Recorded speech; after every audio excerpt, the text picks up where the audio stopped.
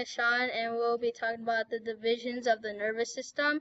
You should have already read pages 606 to 613 and taken notes on it. And the essential question is, what are the structure and functions of the central and peripheral nervous systems?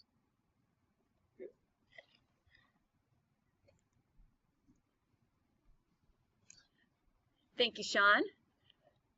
So let's take a look at our central nervous system. So this is the center of our nervous system.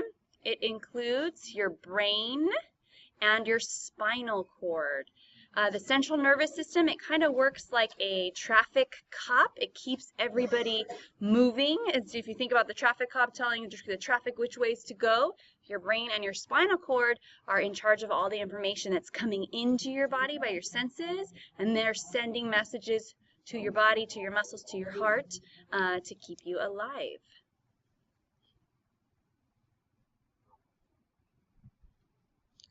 Okay, so how did you like Sean's introduction? Don't ask me questions unless you really want the answer. Okay, so we have the brain here, and the brain is divided into two hemispheres, the left hemisphere and the right hemisphere. And also it has three major regions. We have the cerebrum, which is the largest portion of the brain. We have the cerebellum, the second largest, and then we have the brainstem or medulla. So the cerebrum is in charge of things that have to do with the five senses, like touching, speaking, thinking, smelling, eating, tasting. All those things are controlled by the cerebrum. The cerebellum helps you keep your balance. Without the cerebellum, you would probably fall over out of your chair, wouldn't be able to walk straight. And then the brainstem controls everything that is involuntary, things that you have no control over, like your heart rate and food digestion and things like that. So even though it's the smallest, it's actually pretty important.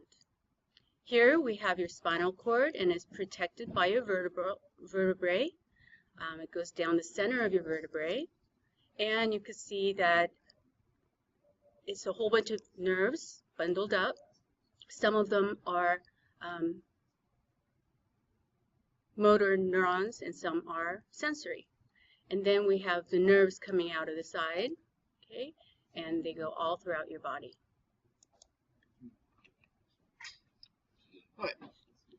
What Emmy just talked about there is Mrs. Kim just talked about there was these nerves going off to the side. This is your peripheral nervous system. If you think of your peripheral vision, that is your vision along the sides. The peripheral vision is the outside nerves. So peripheral nervous system is the nerves on the outside. So any of these nerves that are not part of your brain or spinal cord would be considered your peripheral nervous system. The nerves of your hand, ear, eyes, nose, this is all peripheral nervous system. So how does spinal nerves function? Well, they are both voluntary and involuntary actions, okay? The spinal nerve has both sensory and motor neurons, as Mrs. Kim has said, and the spinal nerves function the same way we discussed before. You get sensory neurons, get sent to the spinal cord, up to the brain, brain interprets it, and sends a motor neuron down to your arm.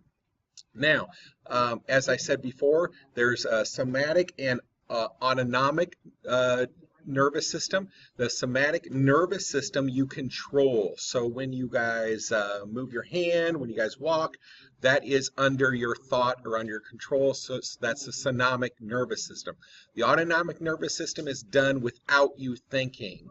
Heartbeat, breathing, and this is actually done in the cerebellum.